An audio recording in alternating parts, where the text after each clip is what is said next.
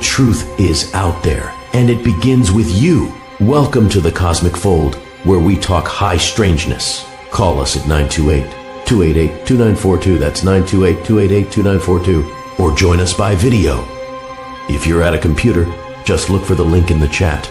Buckle up, sit around our virtual campfire, and let's get started.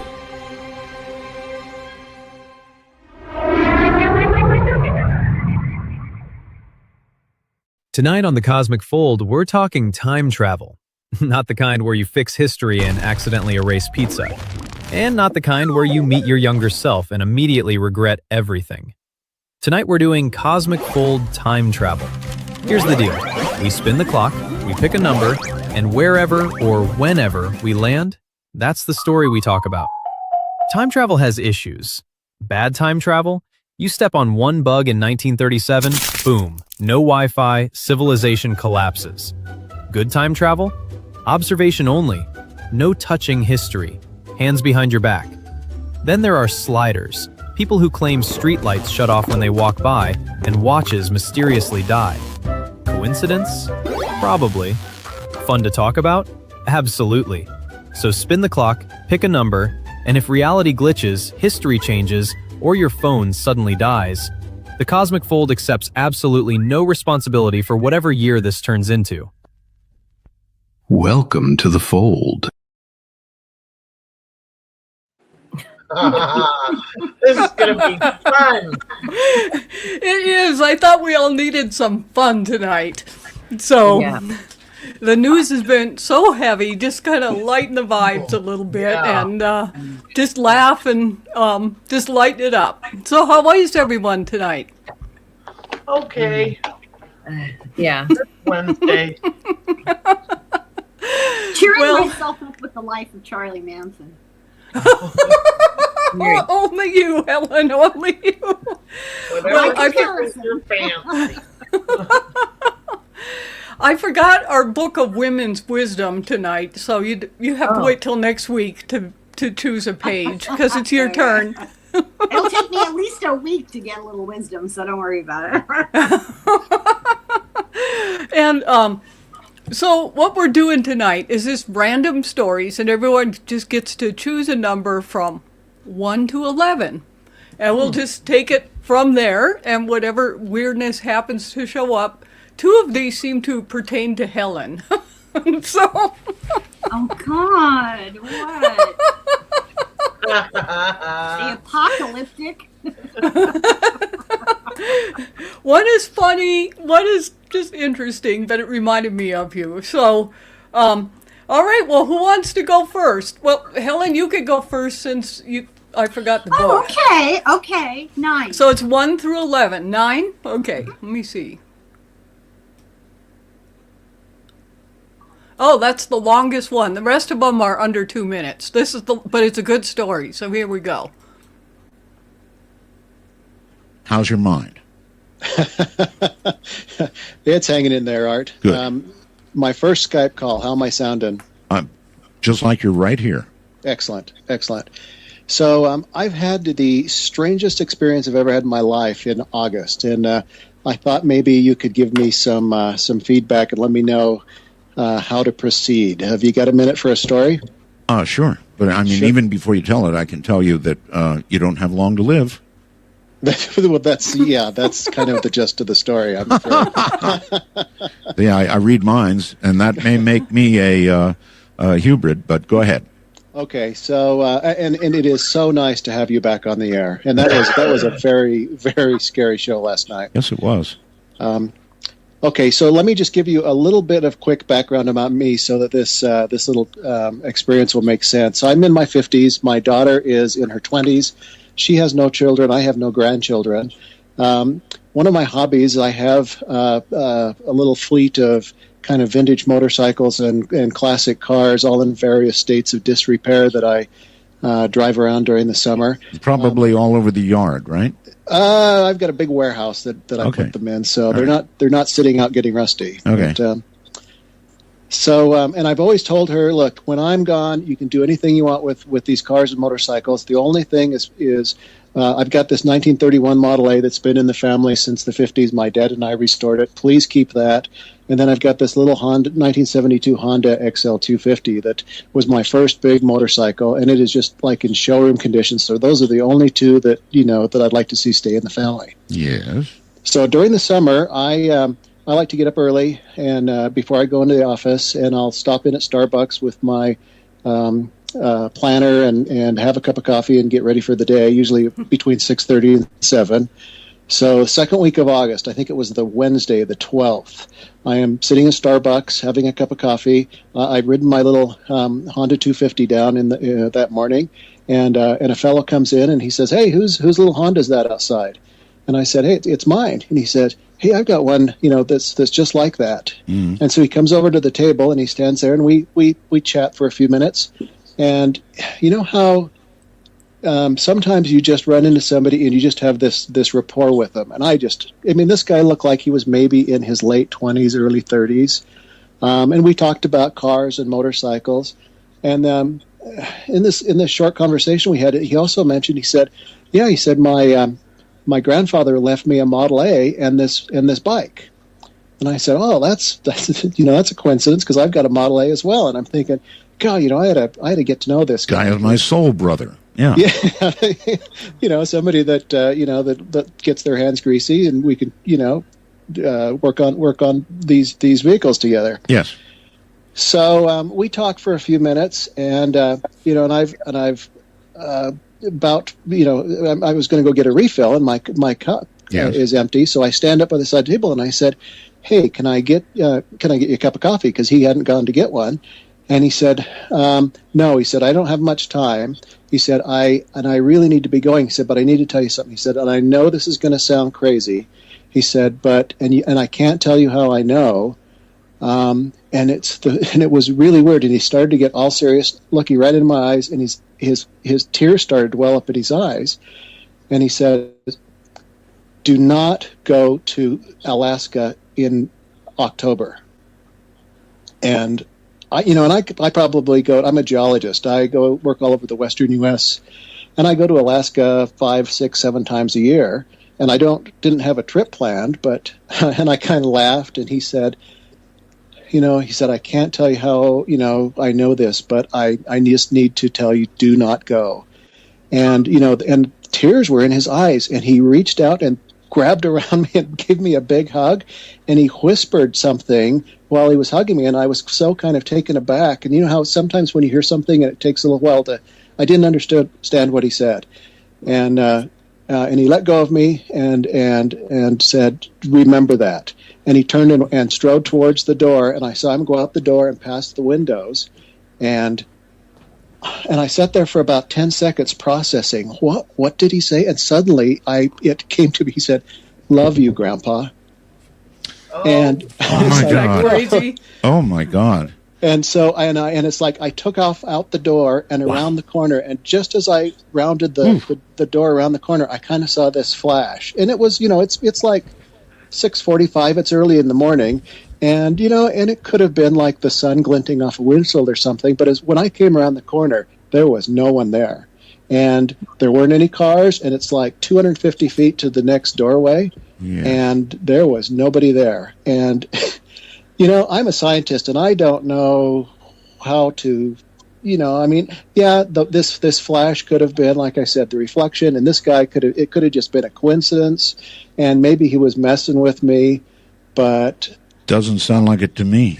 I don't know. So what do you take from that, Art? I don't know. Are you going experience? Did you go to Alaska? The reason I'm calling is yesterday a proposal came across my desk for a project in Juneau for October. Oh, I don't think I'd go if I were you. I would take that literally and seriously, and I wouldn't go. So, and I'm almost tempted to just to see what would happen. What? Well, what? You remember at the beginning of the call what I said, right? Yes. Don't go. Don't go. No. Okay, so and if you do go, Well, I was going to say call me, but that chant might not come up. But anyway, very strange experience. So, I mean, all I've heard about time travel is you can only go forward, you can't go backwards. Oh, what do we know about time travel? Come on. Yeah. Really. If it comes to pass, I would imagine going in either direction could be certainly possible. And remind me again, what did he whisper to you? He said, "Love you, Grandpa." Have a good night, sir. And trust me, don't go to Alaska. That sounds serious. That was a whale of a call, wasn't it? Wow. So you picked quite a story for the first one, Helen. Was that? You did. I left He the was first part. serious? Normally I'd shorten those, but I didn't realize Art Bell started to feel like he would have premonitions or psychic ability. So I left that to see if you guys remembered that. No, I don't when- remember that. What period of time was that clip from? Do you know? I was wondering about that. I don't remember the year, but remember when his son was going through all that stuff and he went off the air for a while? Yeah. It was like after that, and but I don't remember what year that is. Didn't I'd he have to die try to not find. long after that? After his wife Ramona died, and then he married another Polynesian lady, and he lasted 2 years after that. Right. So, yeah. So it was probably towards the end of his life when Yeah. he started picking up on these premonitions. But what, and Keith is asking, and I couldn't find it, Keith, did he go to Alaska? I don't know. It was like the story stopped, so it's like, but boy, that is just so wild. And,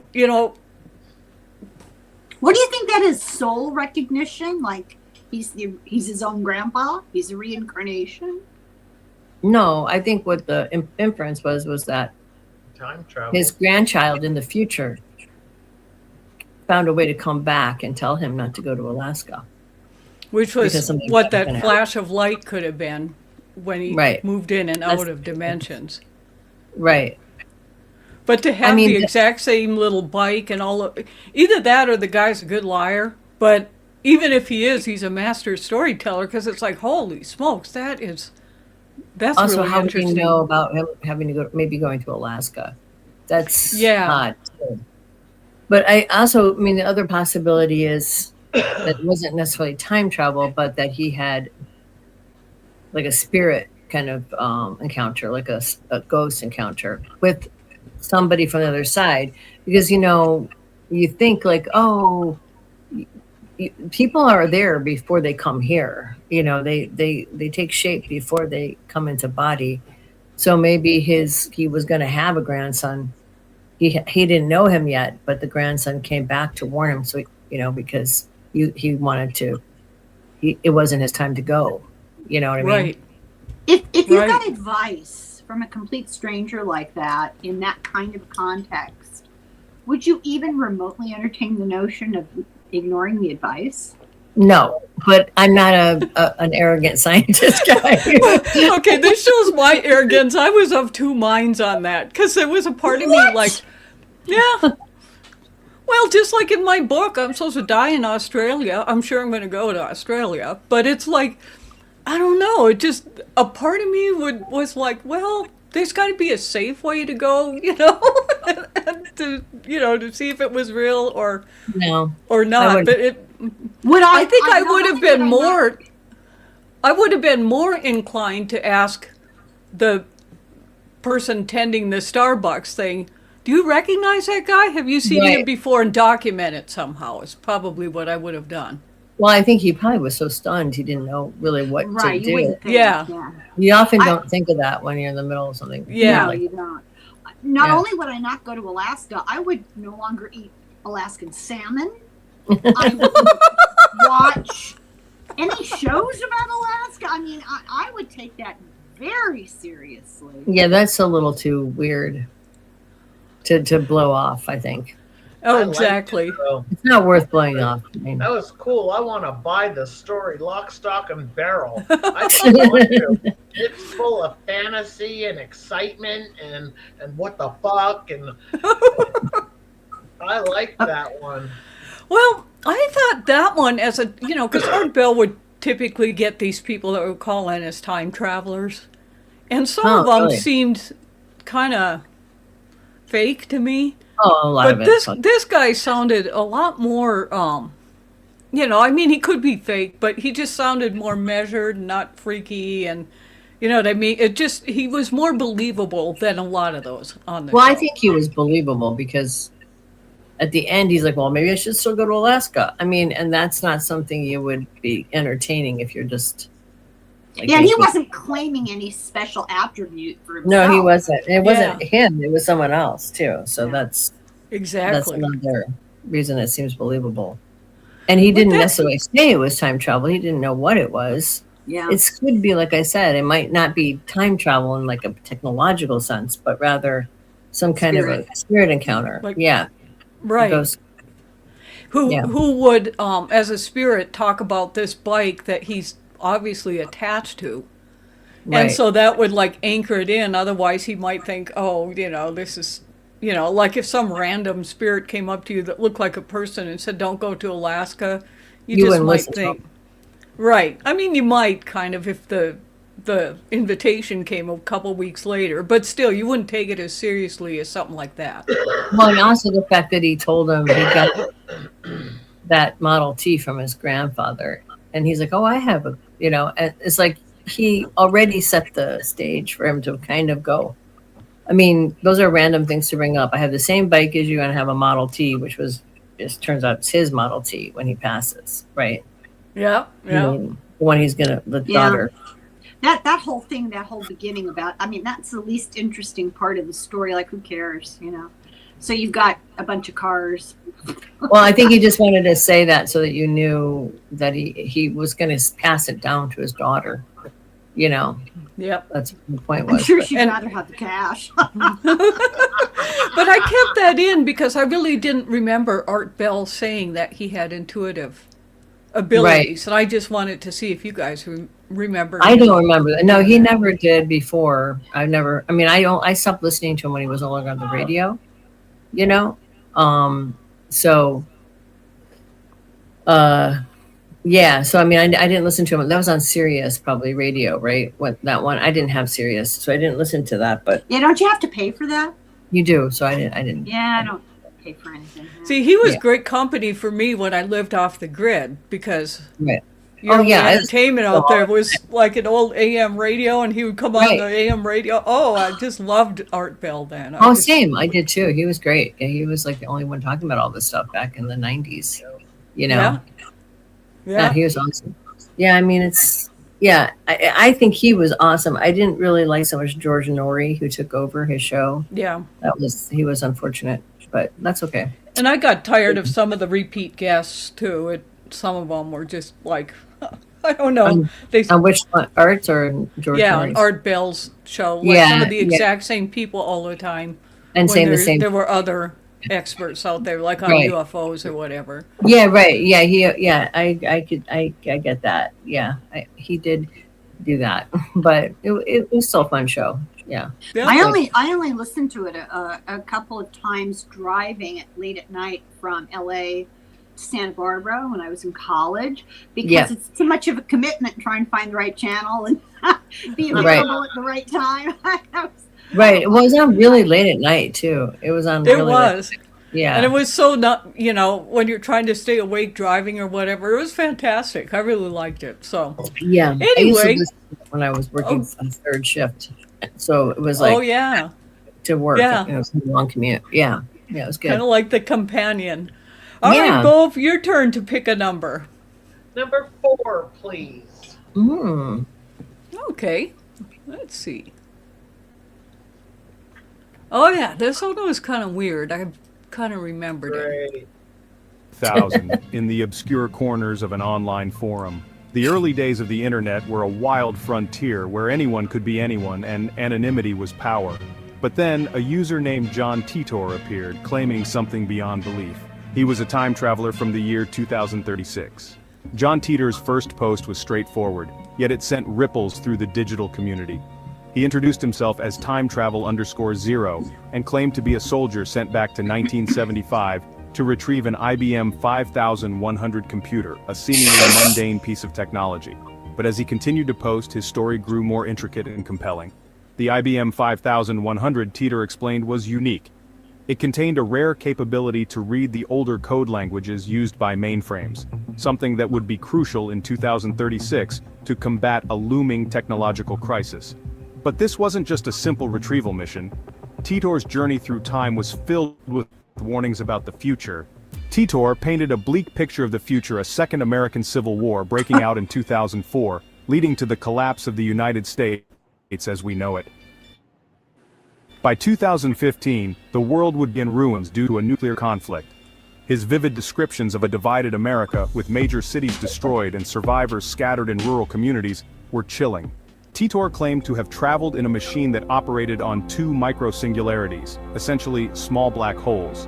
This device, housed in a 1987 Chevy Suburban, could navigate time by warping the fabric of space-time itself. Titor provided sketches and diagrams, convincing many that his story held more than a grain of truth. As Titor continued to post, the online community was divided. Some dismissed him as a hoax, a prankster seeking attention, but others were captivated, drawn in by the consistency of his details and the gravity of his warnings. What if he was telling the truth? What if our future was already set in motion? John Titor's predictions were unnervingly specific. He spoke of the CERN experiments that would lead to the discovery of mini black holes, and of Y2K being a mere footnote to larger technological failures on the horizon. He also made bold claims about diseases, wars, and even the fate of the global economy. Then, just as mysteriously as he appeared, John Titor vanished. His last post came in March 2001, where he bid farewell to the community, stating that he was returning to his timeline. He left behind a trail of intrigue, mystery, and a lingering question: was any of it true? Years have passed since Titor's departure, yet his story remains one of the most fascinating and debated mysteries of the internet age. Some claim to have debunked him, citing inconsistencies and the non-fulfillment of certain predictions. Yet others argue that Titor's timeline was a warning, not a guarantee, that by knowing the future we may have altered it. Whether John Titor was a hoax, a prophet, or something in between, his tale forces us to ponder the possibilities of time travel, the fragility of our reality, and the choices that shape our future. What if he was right? And if he was, what does that mean for us? Perhaps the truth is still out there waiting for us to discover. So that one was a really big deal. Right, I kind of remember that. Yeah. Yeah, it was like all over the forums and everything. And the thing about that, I know for me, it's like you ask me a year that something happened, I don't remember what it was. So if I were coming back in time or something and I didn't remember a year, or I mean, I could see how you could mistake 2000, what did he say, 2014 as 2024? No, he said 2004. No, he said 2004, yeah. But to say that maybe this divide started in 2024 and maybe he had, because I certainly don't remember my years at all. Yeah, but he came back from 2036 though. He wasn't from very far away. Yeah. No, that's not that far in the future that you wouldn't know that. That means he would have been a child probably, or somebody like, or born during that period. So that's kind of weird. Well, I don't know the dates of the Civil War. Yeah. I mean, well, and also, you weren't there. Well, but he would have been just he. I mean, if he was. No, I'm talking about the American Civil War. I know, but 1860s. Right, I know, but especially if you lived through some of it, you would remember. You would know, yeah. Yeah. And he pieced out in March of 2001 without a word about the Twin Towers. That's true. He did. True. Yeah, so and also AI. I'm skeptical of it. I think, because it was before AI and all that, but I think he probably was doing an experiment. Maybe he had some psychic abilities and, because when I was putting these up, and looking at all these stories, I was thinking, what's the difference between being psychic or a time traveler in a way? Because you can project your consciousness into the future or even the past if you read past lives. Lives. So in a way, that is like time travel. It is. Yeah. Space-time have no meaning. And, theoretically, we live in a soup of past, present, and future. So, right. let's time travel. So, yeah, I mean, you could, I mean, yeah, I mean, that's how people know things so far in the future, you know what I mean? But at the same time, you don't usually get dates so much when you're getting psychic, you're going forward, you don't really know when time of it is.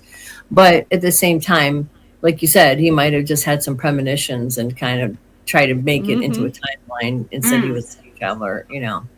Alternate dimension. Yeah. Could be, Keith. Denise gets the next number, then Keith, type a number in if you want, so we can, because that was Bove, so Denise, it's your choice now. 1 through 11, we've done, I don't 11. know why I had a feeling you were going to do that one. Okay. This one has some extras with it, just because I thought they were weird. Okay. So, here we go.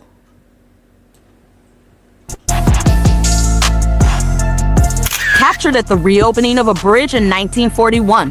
This photo appears to show a man with modern-day clothes and sunglasses. Dubbed the time-traveling hipster, the image has sparked intense debate over whether time travel might be real.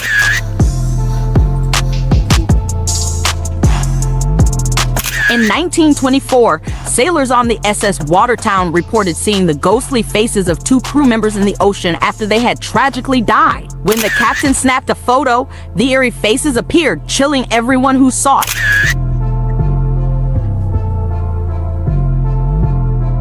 In 1997, thousands of people in Phoenix, Arizona witnessed strange, unidentified lights in the sky. Despite extensive media coverage and investigations, the lights remain one of the most famous UFO sightings in modern history.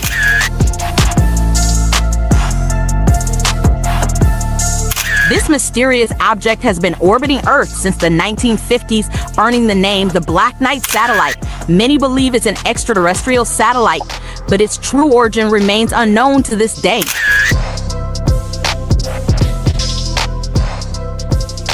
In 1964, a photographer captured what appeared to be a giant sea creature lurking beneath the waters of Hook Island in Queensland, Australia. This shocking image has never been definitively explained, leaving it as one of the ocean's unsolved mysteries.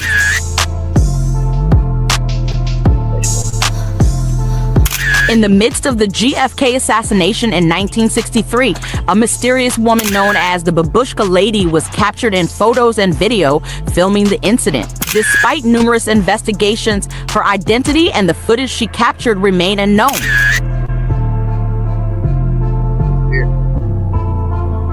In 1964, a family photograph at Solway Firth in England unexpectedly revealed what looks like a man in a spacesuit standing in the background. No one has been able to explain how the spaceman appeared in the image, making it one of the most baffling photos ever. Yeah, I remember that picture. I've seen that one. Let me see. And it makes it even more interesting is that the dad who was taking the pictures of his daughter, he did a number of them in sequence that were she was just sitting there. He did like 5 pictures all in a row. It was only on one picture in the middle of the negatives. Wasn't on all of them. And it was on the negative. That was the thing. Yeah. And so from the time travel perspective, I think the Babushka Lady sort of fits in there too. Because when I saw her, I was thinking, was that the inspiration for this Stephen King thing that I'm watching right now on 1963? Here's this lady like that nobody could really figure out. The hipster guy, I was reading, different skeptics, and they were saying that sunglasses like that did exist back in the 40s. Yeah. And so a lot of people have sort of tried to make that into a time travel thing when it probably was not. But you never know. He could have. At the time. He might have just been really eccentric, but he was dressed strangely. Yeah. For that time period, but doesn't mean he was a time traveler. He might just there were beatniks around that time, and that's in the 20s. Oh, was that the 20s? In the 40s, 41. Oh, it was the 40s. No, 41. 1941. Oh, 1941. Oh, yeah. You're right. There would have been beatniks, early beatniks. Yeah. It was more like the 50s, but still, they probably existed. Some of them in the 40s. Yeah. Yeah, that could have been. Yeah. I don't know. Yeah. But I'm always it's a big one on the internet, huh? Yeah. I'm always skeptical when it involves photography. Really? And then there's that phenomenon, I That's forget the funny. name of it, when we look at something and we create a face out of just Yeah, a shadow or the play of light. Pareidolia, I think it's called. Yeah, I forget. Pareidolia. Pareidolia, I think. Yeah. Yeah. Yeah. Yeah. Yeah. But yeah. okay, Well- so people in the audience just type in a number there, and but go ahead, Denise. Just letting people know they can put a number in. That one kind of went through a lot of different weird stories. Like, you know. Well, I left them in just because they were weird. right. They're all weird. Yeah. I mean, the time travel thing, physical time travel, it may be happening. We just don't know about it from people from the future coming back. But, and I made 6. Okay, But- here's another pretty famous one. Thank you, Keith, and then we'll get Joy's after that. Okay, so where is it? This one is very famously told all the time.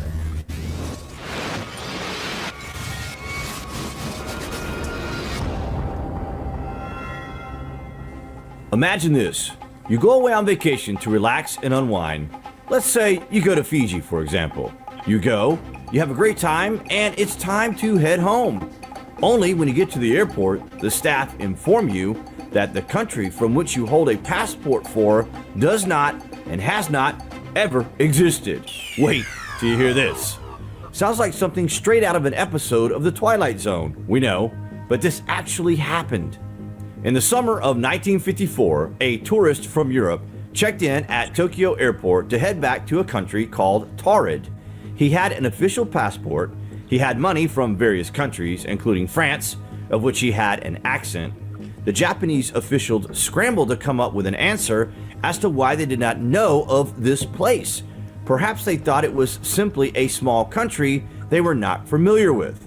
The traveler became restless after a while of being told that his country is not a real place on Earth and asked to be shown on a map.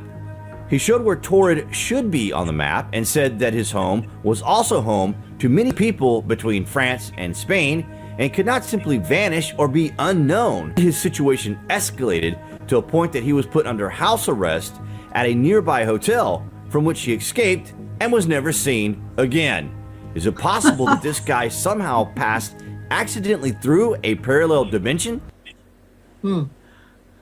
He went back. That to one Taurid. is I've never heard that. The Taurid, it was supposed to be Taurid, and I mean, Yeah, it was called Taurid. So I researched that one last night because I have seen that one countless times. I've never seen that. Yeah. I've never seen it either. And no. it turns out that he was like a bank fraudster. Okay. And was gonna they say. eventually got him somewhere, and he was jailed in Japan, and he unalived himself in jail. I see. That makes sense because I was going to say he could just have been somebody who had a fake passport, who was trying to like a spy or a criminal, trying to make up something he didn't think people would know about, and he just trying to get a fake identity. I mean, and that's what he did. I guess. What was he trying to gain from leaving Japan on a false passport? What? Because fraud people was he- were looking for him for the bank he- fraud. Oh, he was fleeing. Okay. Yeah. Okay. But you Yeah. think he didn't have a regular passport he could use? That just. Well, he would have been. He probably would have. Traceable. There would have been a trail of him then. But So he was attracted clever. so much attention to himself. Well, by- he was an idiot, obviously. Oh, okay. We have a diagnosis. Occam's razor. He was an idiot. There you go. I want everybody to make sense. Doesn't make sense. No, he's stupid. He thought he could get away with that. Yeah. I love it. Okay, so Bove, you got your reading voice. This one isn't quite a story here, but this is number 7. Thank you so much, Joy. This is an interesting one. Sliders. Streetlight interference was coined by paranormal author Hilary Evans, who also used high voltage syndrome to describe it.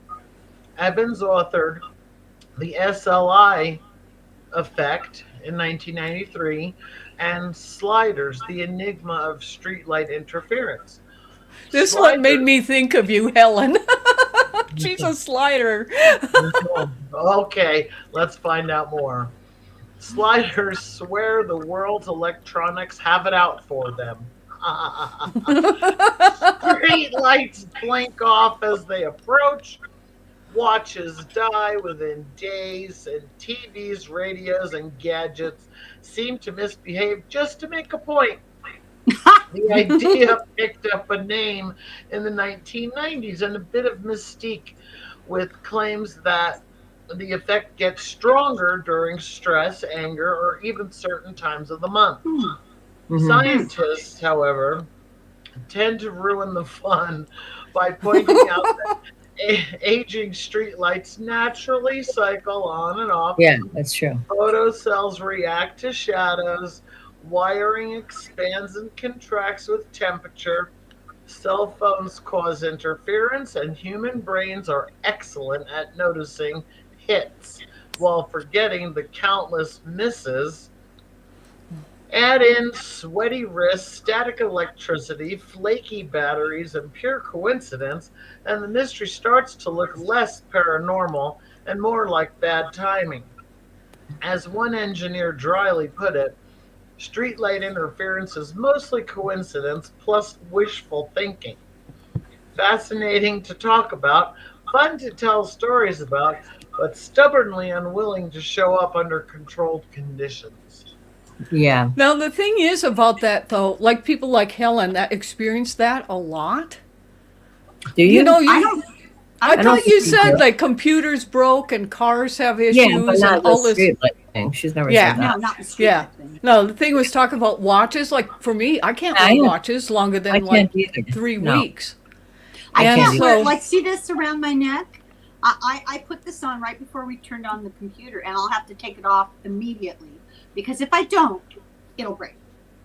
It Really? happens to me all the time. It just it's like metal fatigue. I just Huh. So I think, the fact that they just poo-pooed this off isn't exactly fair because it could have things to do with your energy or Well, whatever, how it affects well, things. I think the light. It's funny that you have that because there was a street light just the other night when it was like going on and off and on and off on my, and I was like, and it reminded me of a story of this woman I knew who claimed that every time she walked under streetlights, they would explode or whatever. I never saw that. I never saw that happen when she said, I never witnessed her having any effect on any electronic things or whatever. But it sounds like a cool story, like for a Stephen King novel, but I've never seen anybody do that. But I've talked to a lot of psychics and people who are intuitives who have trouble wearing watches. And there is there are people like that.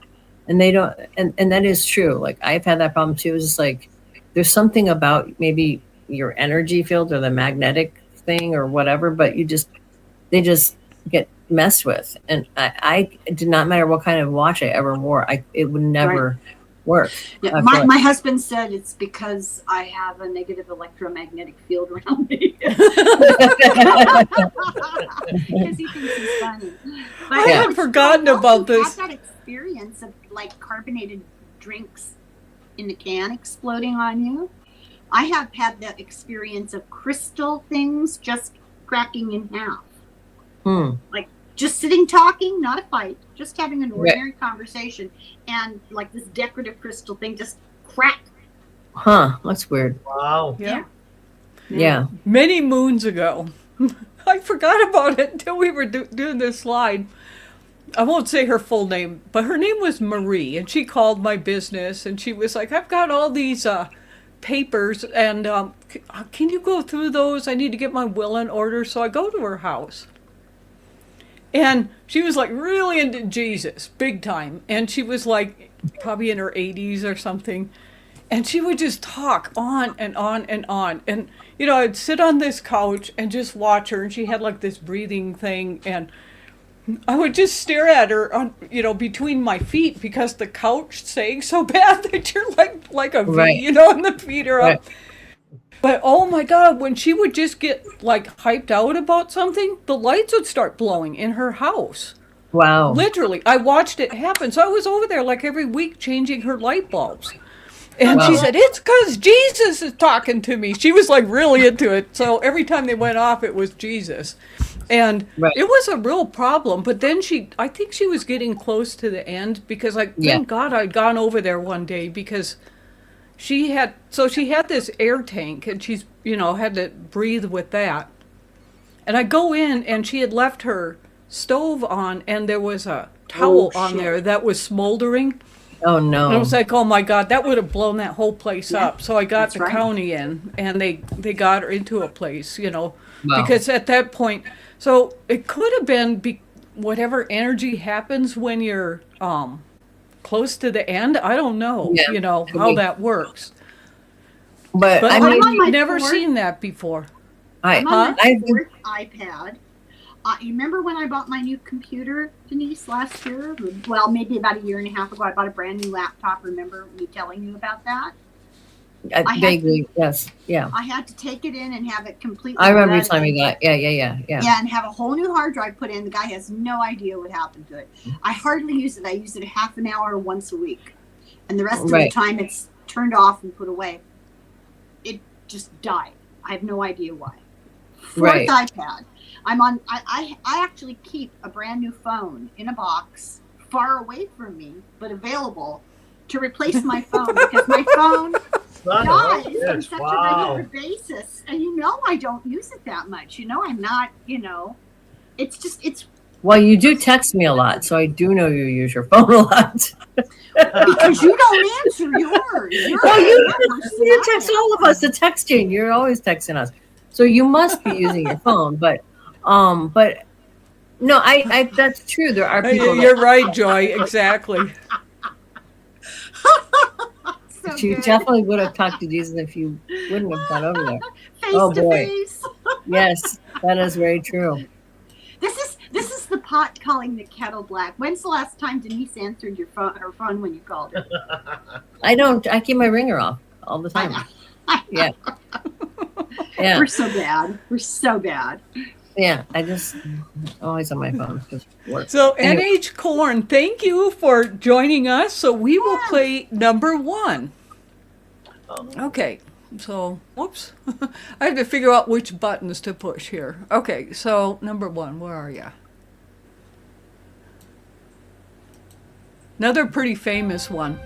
In 1950, a man with mutton chop sideburns and Victorian-era clothing popped up in Times Square. Witnesses said he looked startled, and then a minute later, he was hit by a car and killed. Oh my God. The officials at the morgue searching his body found the following items in his pockets: a copper token for a beer worth 5 cents, bearing the name of a saloon which was unknown even to older residents of the area.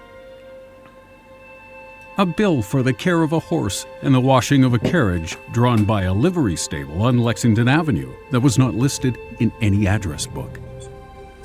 About $70 in old banknotes, business cards with the name Rudolph Fens and an address on Fifth Avenue. And finally, a letter sent from a Philadelphia address dated June 1876. Wow. None of these objects showed any signs of aging.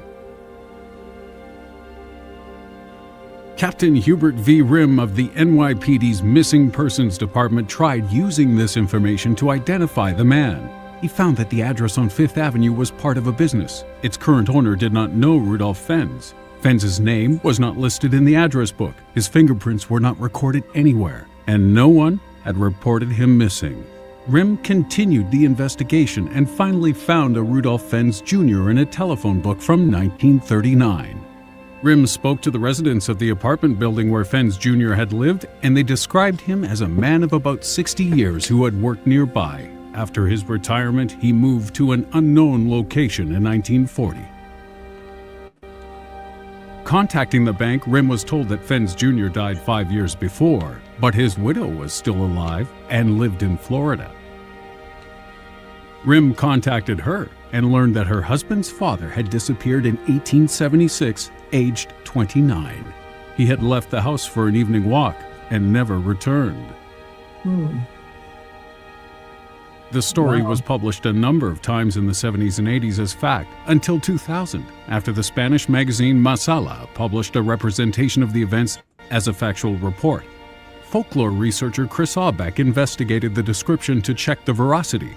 His research led to the conclusion that the people and events of the story were all fictional, and wasn't able to find the story's original source.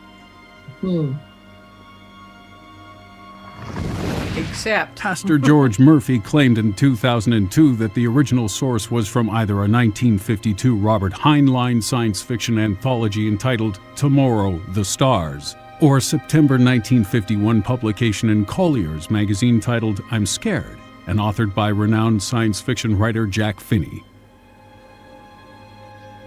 With the facts at hand, it appeared the story was nothing more than published entertainment. So everyone thought. No copies of the story have ever been found, and Finney died before he could be questioned. In 2007, a researcher working for the Berlin News Archive found a newspaper story from April 1951 reporting the Fens incident. This newspaper archive was printed some 5 months before either Heinlein or Finney released their work. What's even more compelling, a number of researchers have claimed to have found evidence of the real 29-year-old Rudolf Fens and proof of his disappearance in 1876. Wow. That's a good one. Good choice and age. It's a really good one. It sounds like he might have walked through a portal. Some kind of natural, strange... Well, that just really sucks. You go to all the trouble of time traveling to get hit by a car. That really doesn't... Well, he didn't do it on purpose. No, but I mean, come on. Yeah. Well, you'll see some other things after we choose them. But I'm going to research this one more in the archives to see what I can find, and then go into title records and things, because this one, it's got too much ambiguity in it. There's some, you know... Well, there's real I'd like to find out more. Right?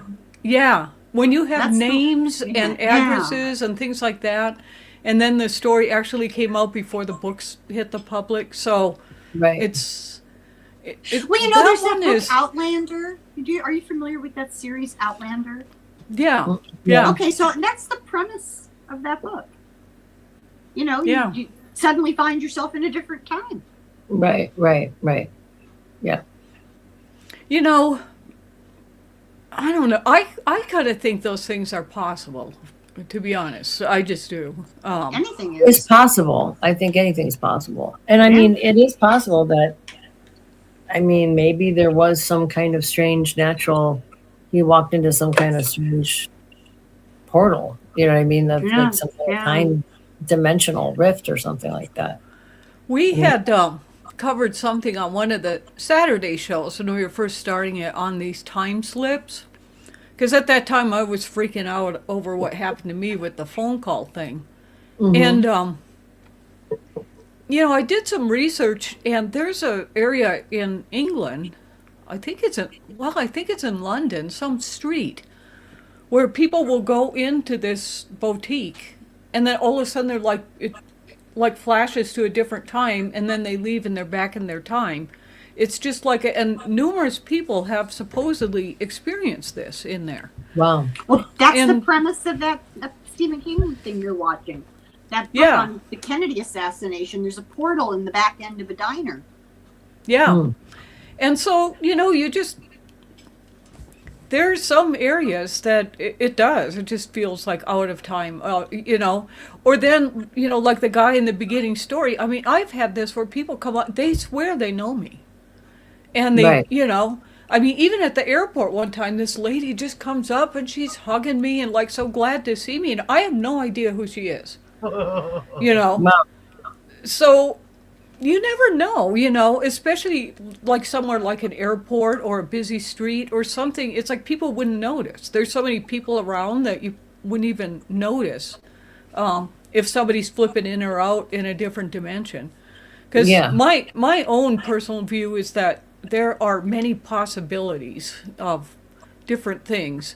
Sure. And so, like, when I went through that time or that phone thing, I don't know if I like jumped like in a different lane for a little bit and then jumped back to this one. Like, there's all these possible sequences of time and how they can work. I don't know. I mean, obviously, I don't know how any of it works, but it's one of those things that can keep your mind going all night. Yeah, right. So, did you pretend you knew the lady at the airport? No, I'm not a real good liar. So I was just like, oh, and then those are when head injuries come in handy.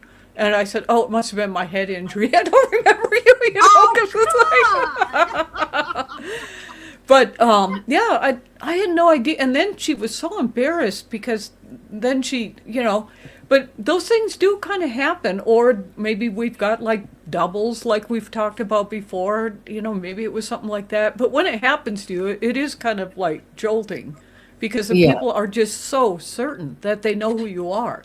You know how teenagers are kind of full of angst and they'll glom onto something to worry about, Well, when I was a teenager, I went through a period of time where I was terrified I was going to open my door someday and see my doppelganger. That's so funny. Because I read about it, and I thought, it's going to happen to me, obviously, and I was terrified of that. And then, for some reason, it just got boring because it didn't happen, so I forgot about it. But, yeah.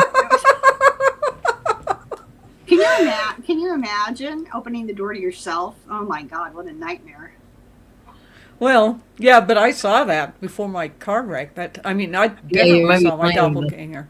Yeah, telling us about that. Yeah, seeing yourself. It was very disconcerting.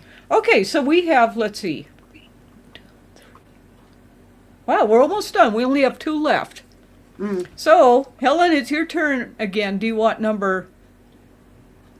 Oh, no, there's one more. That was a lie. Sorry, we've got more than that. 2, 3, and 5. We've got more than that. We've got, let's see. 7, 8. So we have 2, 3, 5, 7, and 8. You're right, Bove. So which one out of there? 2, 3, 5, 7, or 8? 5. Okay. Another reading one for you, Bove. Woohoo! Okay, let me find it. Swiss ring watch. The source is the ancientorigins.net. Let's take a look at this picture. Wow. In 2008, archaeologists and journalists filming a documentary were excavating a sealed Ming Dynasty tomb dating back 400 years to approximately the 1600s, when they made an impossible discovery. As they cleared soil from around a coffin, a piece of rock fell and made a metallic sound. Upon inspection, they found a tiny golden ring watch, approximately 2 millimeters thick, with its hands frozen at 10:06. Most remarkably, the back of the watch had the words Swiss or Switzerland engraved in English. And this is unverified. Yeah, I couldn't find it, and finally I ended up at Snopes, and they weren't able to verify this either. But this one is a big story in the Asian, time travel things. So I had never heard of that until working on the show. So yeah. I have a 900-page book by Michael Cremo called Forgotten Archaeology, and it's all kinds of anomalies like that nobody can explain, like the vase with a very narrow neck, and this was found somewhere in, I want to say, the jungles of South America, buried, right?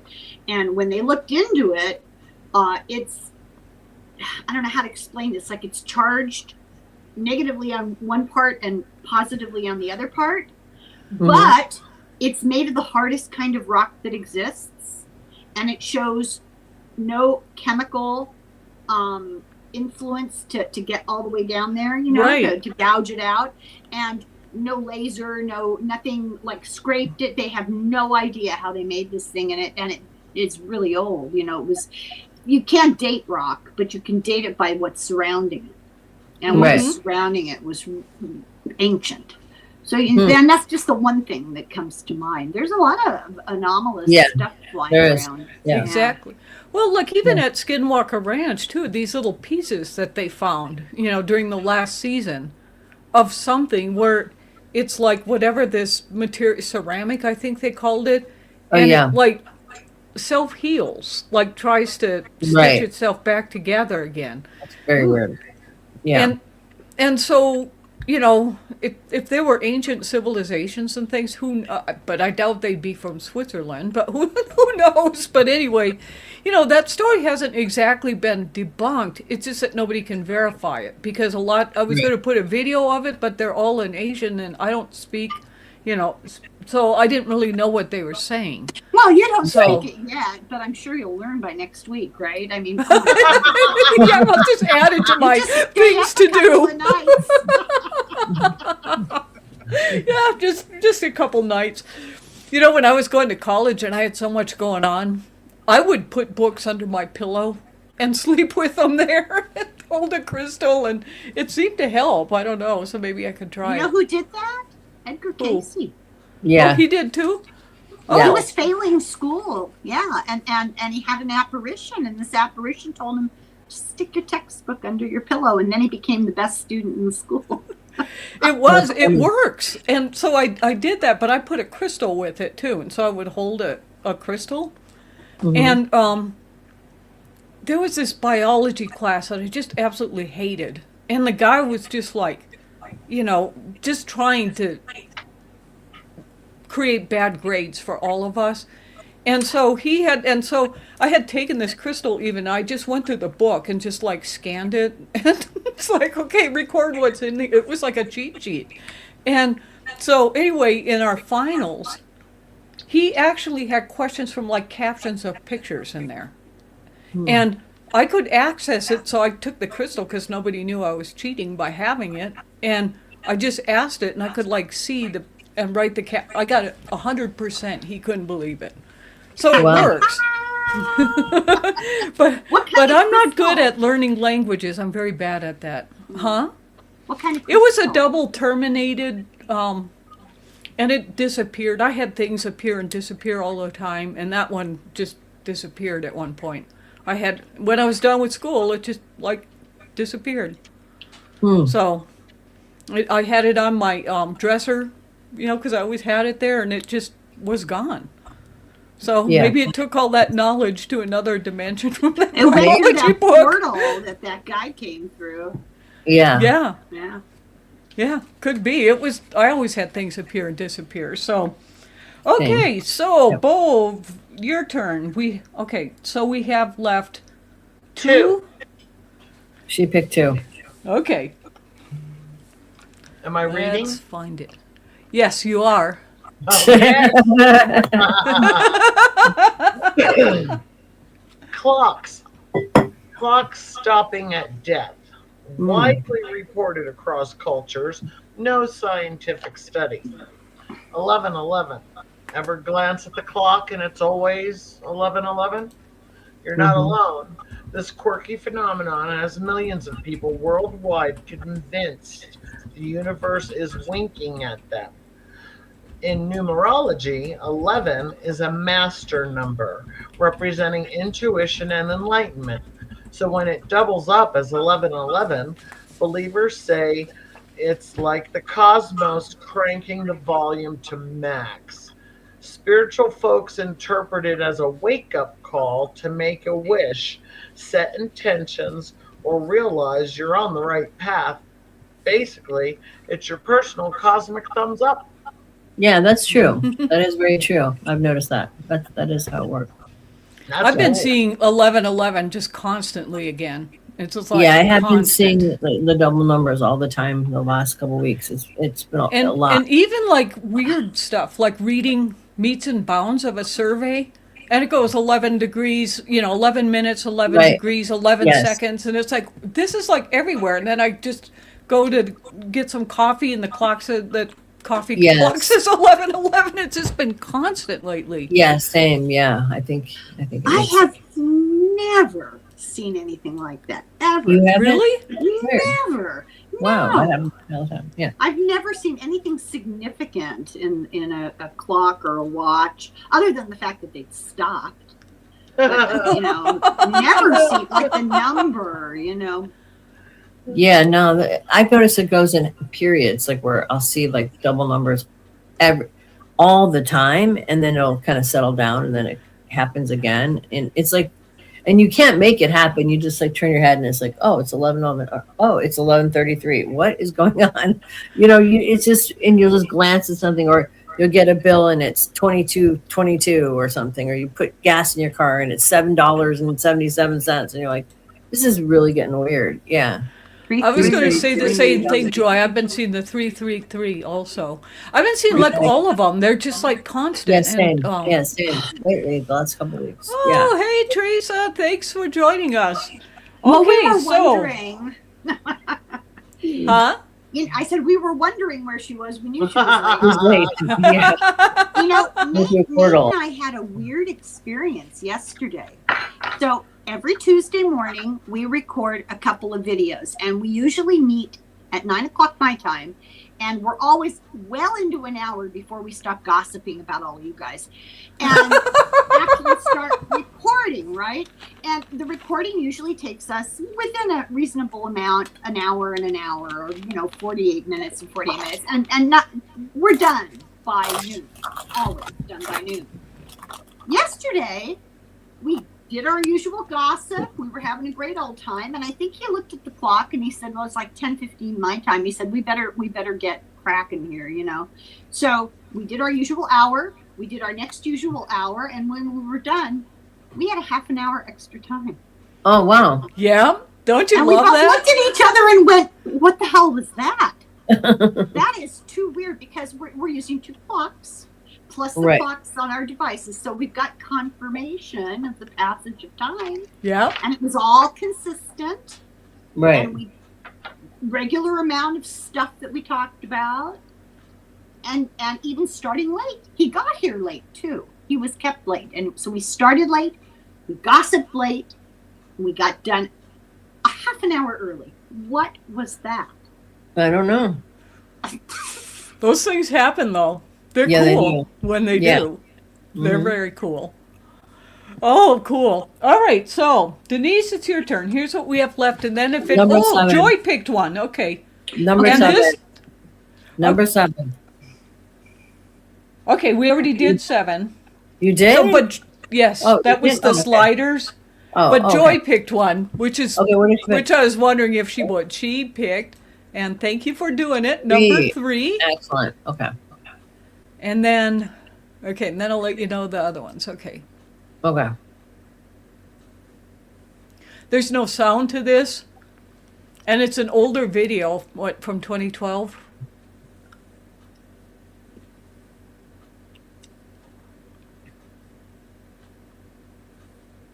Oh. That's weird. Is it under the truck?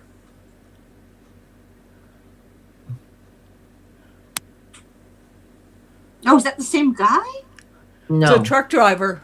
He's got like, out. Where'd he go? So I slowed it down so you can see it. Yeah, it did. It looked like it disappeared.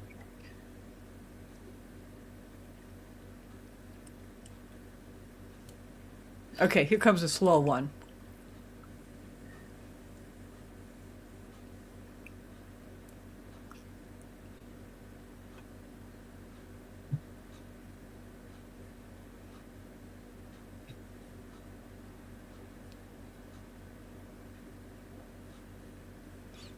Sorry, it's really slow, but I wanted to show what was happening here. There's the. I want to see the guy on the bike thing. Bicycle. And then there's another guy. Who's that? Yeah, so this guy comes, and then they both disappear. Yeah, they disappear. Weird light. Yeah. Yeah. That was divine intervention. Yeah, that was really weird. Yeah, I thought it all went under the truck because that's usually what happens. It looked like the light was going on It's true, Joy. It's like, that was a good choice. That one was interesting. Teleporter. That was weird. That was very weird. weird. Where was that? Do you know, Deborah? Was it? I don't think it's American. There was no speech with it. It was just like on the thing by this Pleiadian group.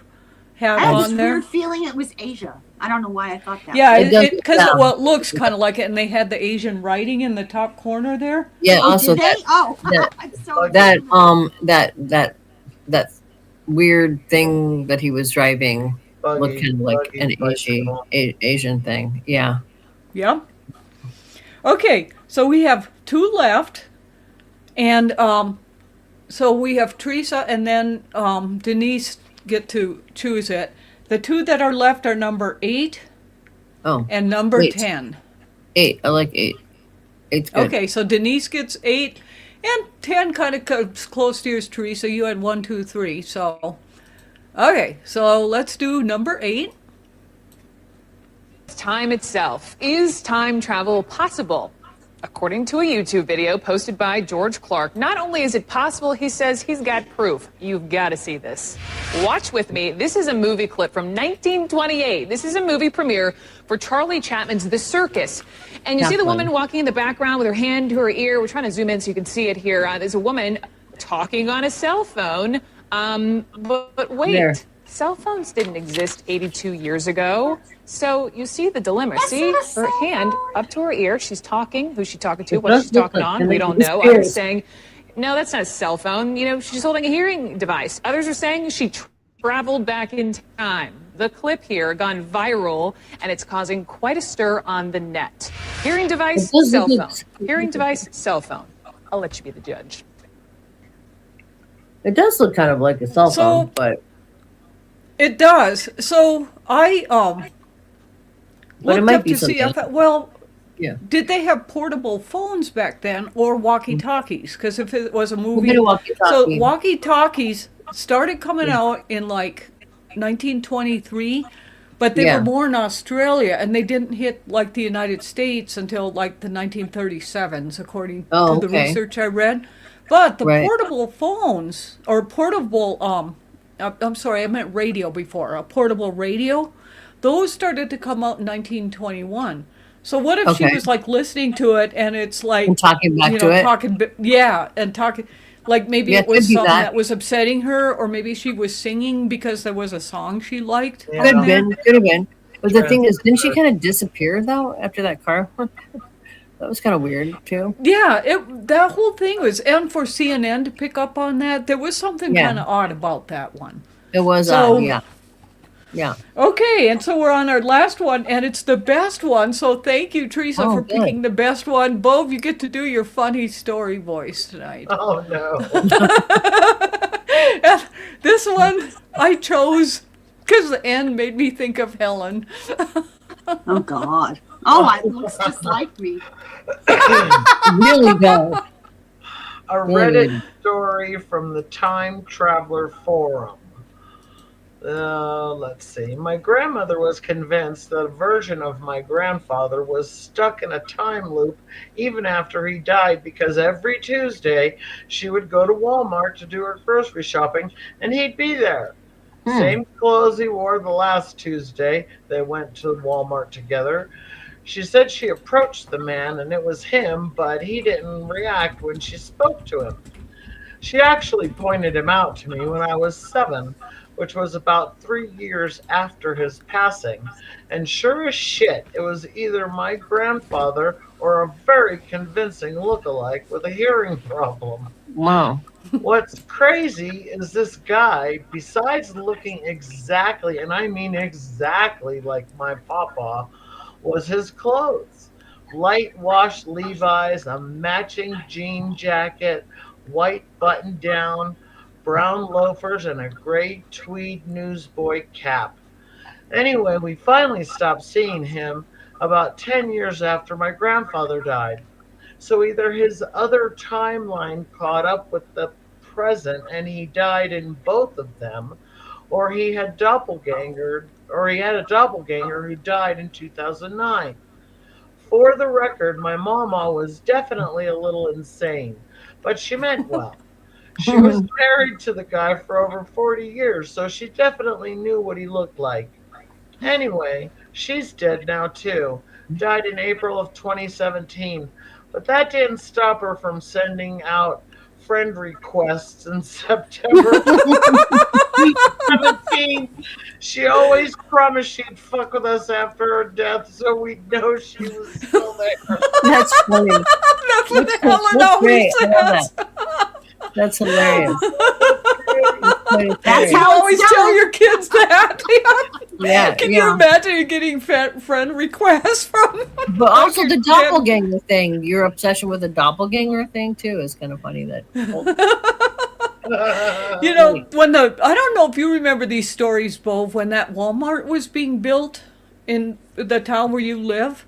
Yeah. It was like, I mean, for the longest time, there was like nothing, you know, where she lives, except for like a Denny's and a couple hotels. And then businesses started coming in, one of which was a Walmart. And there was this creek there called Billy Creek. And there were some old homesteads. I got to go in those old homesteads before they tore them down. Met the old Swedish family that owned them. Really cool. But the workers were like freaking out, and they went through so many problems building that because of the ghosts in there. They would see all these old homesteaders like walking around in this Walmart, and it was a real thing where the tools would be missing, things weren't measuring right, papers would get lost. It was like a huge thing they went through trying to get that. Now it's done. But I don't shop it. I just can't stand the energy of Walmart, so I don't shop there. But I don't know. Do you go in there, Bove? Do people still talk about the ghosts? They do not still talk about the ghosts. It's been standing long enough that I think most of the ghost stories have fallen away. But I do remember the build, and I do remember the buzz that was going on around town. But you walk in there, it's like any other Walmart. It's just chaos. It's just Walmart chaos. the other thing is, ghosts are supposedly like they're stirred up by new building stuff, and they kind of settle back down once the building's finished. A lot of the time, so maybe they were kind of confused by what's going on. The Walmart's being, and sort of roaming about, and then they kind of got used to it. Probably driven away by the background music they always play. It's always reprehensible. They go out of their way to find obnoxious stuff. I knew somebody who was a manager at that Walmart, and he was telling me that it was, now I don't know if this is still true, but back in the day, it was the 9th busiest in the whole world, that Walmart, because it covered all of like northern Arizona and eastern Arizona, so all the native tribes would go there. So we've got a bunch of them here. And then every single town and everything from like, they would drive 60 to 100 miles to go there. Just to hit Walmart. Yeah, because it was so, I mean, now life is so easy with, you can order things, they're delivered to your door. Like, I mean, there was one time I was trying to get some work done, and I had to drive all the way to Phoenix to get cartridges for my printer to get this thing done. So it's like an 8-hour round trip just to get supplies. And so so it's one of the super Walmarts, and it was so trafficked and just but now Walmart, I think you can even order online and them deliver stuff. Delivery. I get delivery. Walmart's really the only affordable place we have to buy groceries. We have Safeway, but their prices are just outrageous. Safeway is outrageous. Yeah, and we have Safeway too, but the stuff I buy, the kind of food I eat, it's like not that much more. It's about the same. But I order from Thrive Market because it's, I've been feeling, just make sure I've got non-perishables like rices and all that kind of stuff like stored. And I get it from Thrive because it's cheap. You can get it in bulk and it's organic. And everything you spend there is used for sustainability of the planet. Because I'm weird that way. Is this a local thing of your Thrive? Is that local? No, it's on live. It's on the internet. So I turned my mother onto that because they're getting up there and it's hard to drive, and they have to drive like I do, like 30 miles to a decent store. And Right. Although the one here in town is getting much better now, it's getting way better. But That's good. you know, and then they have a hard time lifting stuff and all, you know, to have to carry Sure. it in. And I said, try Right. Thrive, you know, because you could get good, healthy food, because her husband has to eat gluten-free kind of stuff. Oh, right, right. And I said, just try it. And she just loves it. And they just deliver it right to your door. And you can get your flowers. I mean, it's got all these different things. And I like to, you know, as a vegetarian, I like different spices to kind of, you know, Right. pump it up a little bit. And you could just get so many good foods there. And the price is very reasonable. And so I think their program now, there's kind of it rotates around to different things, but I think they're helping families in need. So everything you buy, money goes to help others. And I like stores like that. That's really good. Yeah, that sounds great. There's Yeah. a bank I use called Aspiration, and they've got an investment fund. And everything that they invest in is all like for green energy, Oh, that's cool. sustainability, helping other people. It's all, you know, this higher consciousness kind of stuff that That's we talk good. about. Right. And so I like doing business with companies like that. Yeah, yeah, definitely. Yeah, that's very cool. Can I ask everybody a question? Yes. If you could talk, if Look you at the could look on her face. travel, I'm sorry, I was laughing too hard. What did you say? that was the aliens. If you could time travel and you can't, not into the future, into the past, what period of time would you want to go to? I could- would like. Oh, go ahead, Denise. No, you go ahead. No, you go ahead. I could think of more than one. Like, it's hard to. Yeah, I could think of more than one, but what immediately right now, because it's been on my mind a lot, is to go back just in this area and sit in a time machine, because there's all these ancient civilizations. So I'd have to be able to, I don't know what year it would be, but I would love to see all of these very ancient civilizations that used to be Yeah. just here but I don't know when that would be. I don't know if it was like, you know, because the dinosaurs used to be here, all that kind of stuff before that meteor hit. So I don't know. I mean, I'd like to just like do a journey going back just to see what it was like. Yeah, that seems cool. Yeah, about that same thing. I would like to see like the Egyptians, the Romans, the Greeks, and all those different, and like you said, the different kind of ancient cultures. I think that'd be kind of cool, but they probably kill you. But I was it would going to be say, interesting. but you have to live with it. You know? Yeah. Yeah. But it would be interesting to see it. Yeah. Yeah, that's a great question. What about you, Bove? Where would you go? I would be interested, actually very interested, to going to the height of Atlantis, when Atlantis Oh, yeah, right. was just the bomb before all the bad stuff started happening. How about you, Helen? Well, I've thought about this a lot, and I have a real conflict about it because I want there to be antibiotics, but I also Who's with you in your pocket? more interested in the 1920s. So I wanted to come 1920s was another period I thought it would be interesting to see too. Yeah. after the Spanish flu, after World War One, but Right. somehow have antibiotics. And then I'd like to be. Well, you in just LA. keep them in your pocket. You know what I'm saying? Well, that's a Bring good them back idea. with Yeah. you. Yeah. I'd like to be able to see California in the 1920s. Yeah, I thought that too. That would be That's cool. That was another period I would like to see as well, the 20s. Yeah. Well, as a It'd be- closing little weird story, this happened to me personally. I wasn't even going to tell it, but your question prompted it. This was a few years ago, living off grid. You know, it was a collection of people, all of us trying to survive like that. And these new age people said that they were going to build this thing. They were reading, I don't know what they were reading, this thing that you could experience other times. And so it was like this whole like thing on the 40 acres where they got certain stones and certain metals, and I'm just like, this is a bunch of crap, you know. I just thought it was bullshit. I want to visit ancient India time period. That'd be cool. Oh, that would be cool, Joy. So anyway, of course, when they finish it, nobody experienced anything except for me. And in it, I was a man in the future, and it was on Earth, and I was doing space travel. We were like going, because we had to get like stuff and bring it back in time to Earth because it was needed, whatever was out in the future. And all of us that were on this spaceship, and this dream was like so real, or experience, or whatever this was that I was going through.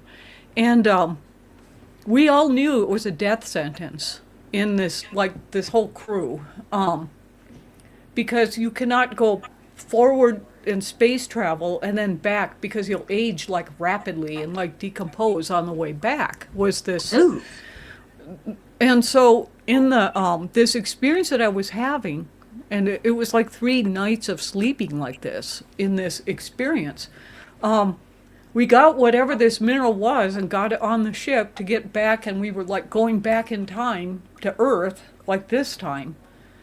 And I was literally watching like my flesh getting old and falling off and everything, and the face aging. It was so real.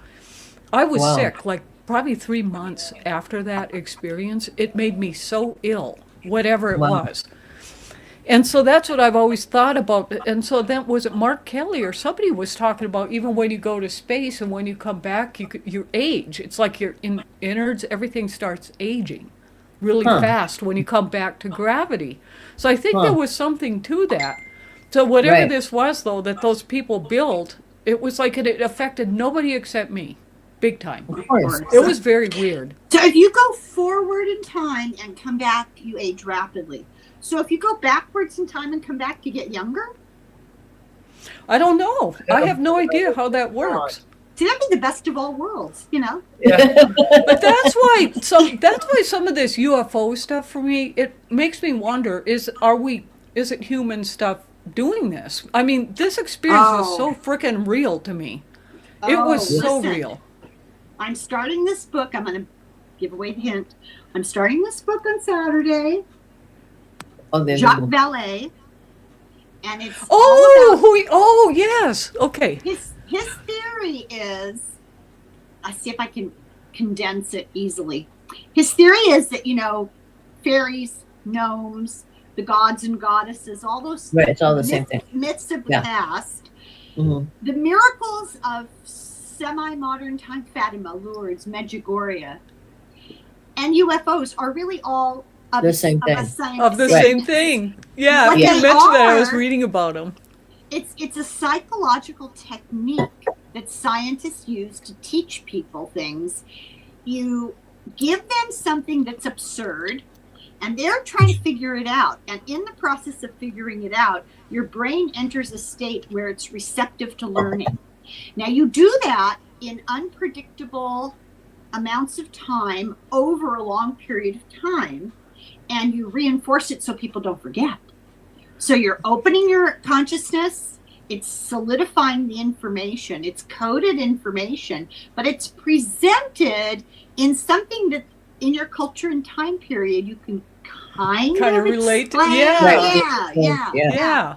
Really interesting. Yeah, love it. Now, are you going to be doing shows on that? Are you going to summarize it? Yeah, I've got 4 episodes. The Invisible College, that's the book that you're reading? Yeah. Oh, cool. I have to tune into that. In 1975. That's the thing. It was in the 70s where he was saying all this stuff. He was way ahead of his time. He did a foreword in 2014, and he said, I'm re-releasing this for new generations because nothing's changed. Yeah, and nothing has changed. This woman, you know this one, Denise. Yeah.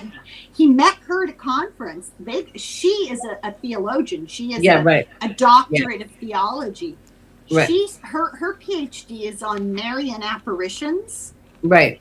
They got together. They kind of believe the same thing. It's really interesting. Yeah. Really interesting. So what's happening is UFOs, they might very well be an actual physical beings from someplace else, but that's immaterial. It's the purpose, not the reality of them. It's the point of why they're doing it. They're trying to raise our consciousness. They're trying to elevate us so that we can somehow relate to the rest of the cosmos, which is advanced, and we are pathetic, so they're trying to elevate us.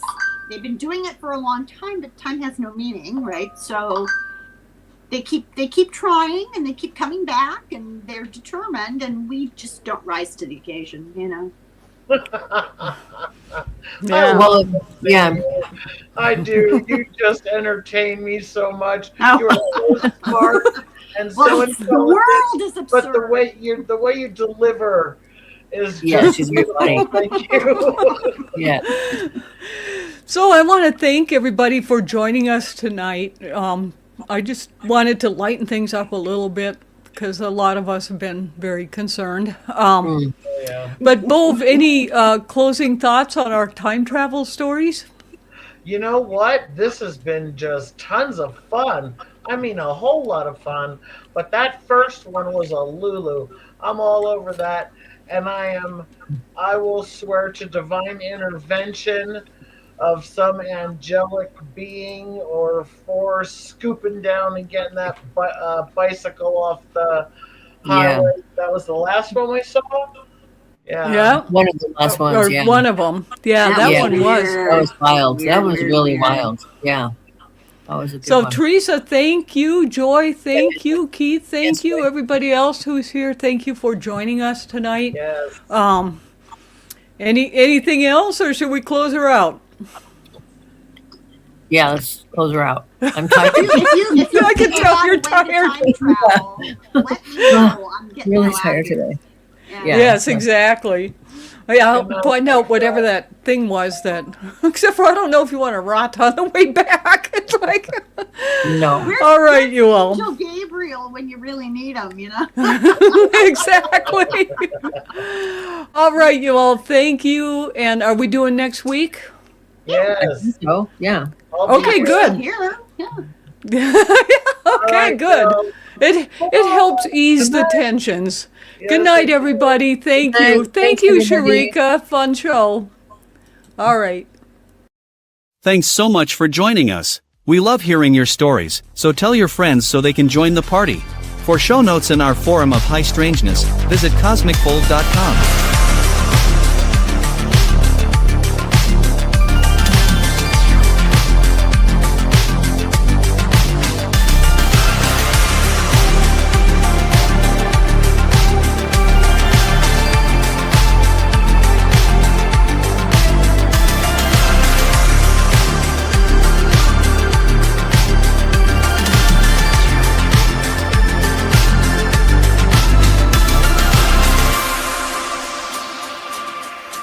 Remember, Cosmic Fold airs live on Wednesday and Saturday nights, so be sure to subscribe and click the notification bell to know when we're on air. Thanks again and have a great evening.